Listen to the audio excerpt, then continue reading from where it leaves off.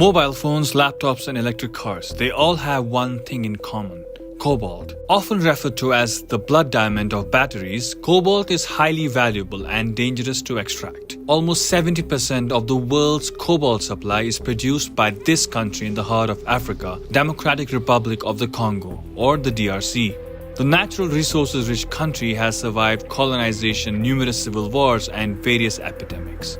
For years, Eastern DRC has been beset by conflict, with more than 120 rebel groups vying for control of the country's rich mineral resources, thus impeding its growth and displacing millions. Among these groups is the M23 movement, or M23 rebel faction, which DRC claims is supported by Rwanda but Kigali denies.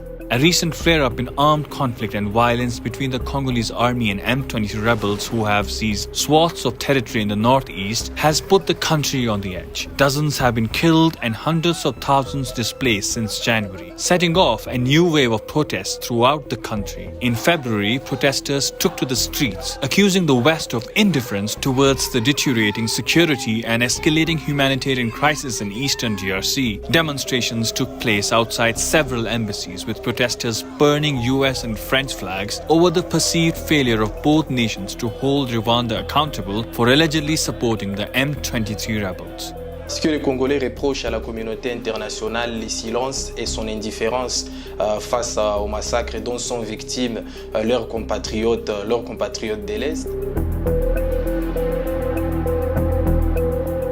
Formed in 2012 by a group of soldiers from the Congolese National Army who participated in a mutiny, the M23 is an ethnic Tutsi-led rebel group. The Tutsi form about 2% of the Congolese population. M23 claims it's protecting the interests of the Tutsi living inside the DRC against a Congolese rebel group linked to the army and ethnic Hutu extremists who perpetrated the 1994 genocide of Tutsi in Rwanda, when 800,000 Tutsis were killed within a span of 100 days. In November 2012, the group briefly took over Goma, the capital of the province of North Kivu, home to nearly 2 million people. A year later, a counter-offensive by the Congolese army and UN peacekeepers forced them to flee to Rwanda and Uganda. The conflict spiked again in late 2021 when the rebel group re-emerged, and it has since occupied major towns in the northeast, edging closer to Goma, which is a vital economic hub.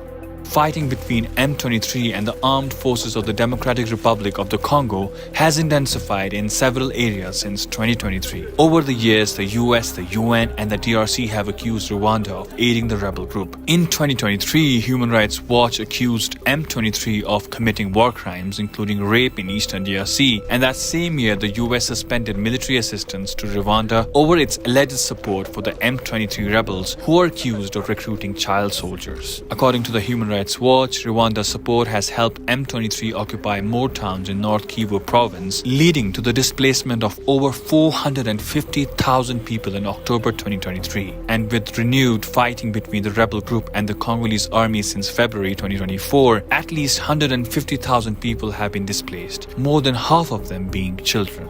Kulikuwa masasi nandi ba M23 balifika bakelunguza manyumba bakebeba vitu atukubeba kitu bamwa balikosa batoto wengine bakekufa wengine bakeumia.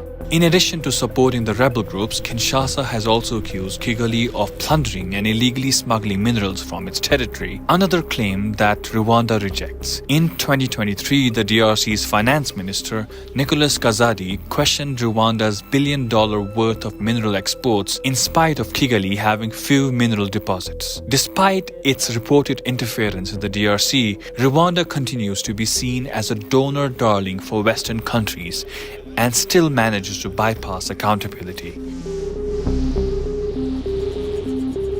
The Congolese are angry not only at Western countries for their support of Rwanda, but also at the United Nations' largest peacekeeping mission, MONUSCO, which was established in 1999 during the Second Congo War. Critics refer to the agency as #MONUseless, accusing it of failing to protect civilians while armed militia groups conducted massacres in the country. C'est-à-dire qu'ils prononcent autre chose dans leurs assemblées, communautés internationales, assemblées européennes, mais au fond du cœur, ils pratiquent d'autres choses. Alors nous avons décidé, nous les Congolais, nous allons prendre nos affaires en main The Congolese authorities have deemed MONUSCO's operations ineffective in curbing violence, and as the UN's popularity declines, the mission's forces have started a gradual withdrawal, handing over bases to DRC forces. With no end to their plight in sight, the Congolese are determined to take matters in their own hands, without relying on external help. On met en garde la communauté internationale de ne plus se mêler dans nos affaires.